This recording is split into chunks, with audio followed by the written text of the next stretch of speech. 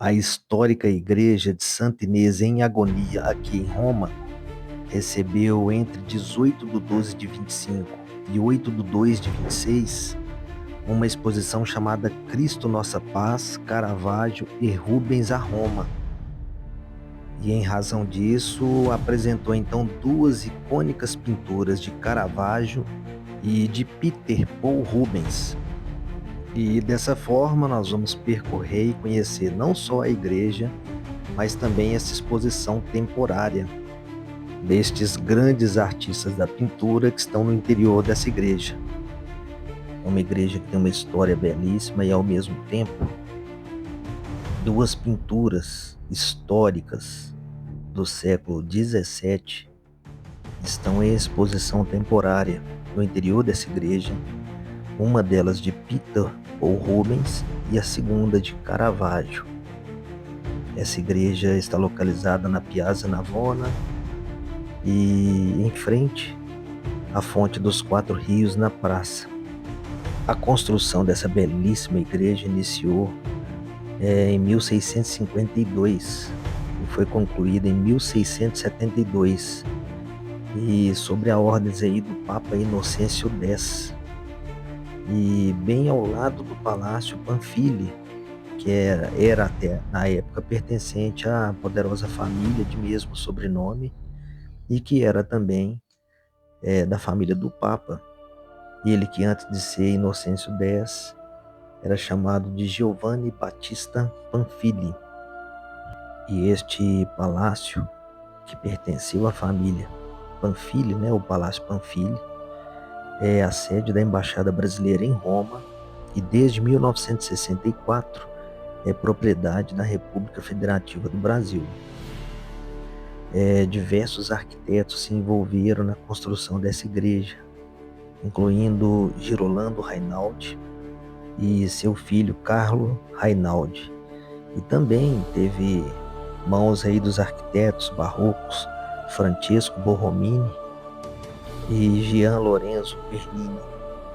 E de forma temporária, a exposição intitulada Cristo Nossa Paz faz parte aí da mostra O Jubileu é Cultura, promovida pelo Dicastério para a Evangelização e com curadoria do padre Alessio Goretti.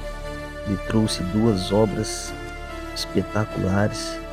A primeira delas é Madonna com Menino, pintada aí entre 1617 e 1618 por Peter Paul Rubens. Uma obra importantíssima para quem aprecia a arte, uma obra original e que está aí por empréstimo temporário nessa exposição que vai de 18 de 12 de 25 e finaliza aí no dia 8 de 2 de 26, com essas duas obras-primas do século XVII.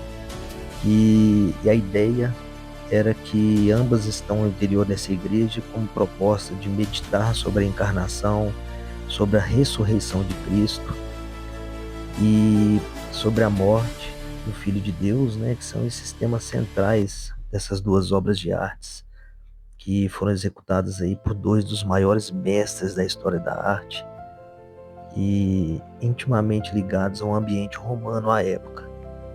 E Santa Inês em Agonia é referente ao local na Praça Navona, onde a jovem Marte cristã Inês teria sofrido aí tentativas de desonra, martírio no século IV, em torno aí dos seus 12 ou 13 anos de idade, quando ela recusou-se a casar com o filho de um prefeito local, foi denunciada durante ali a perseguição de Diocleciano aos cristãos e ela morreu mantendo o seu voto de castidade. Enfrentou o fogo, a tortura, antes de ser degolada. E assim se tornou padroeira da pureza, força e castidade. E sua festa é comemorada aí no dia 21 de janeiro.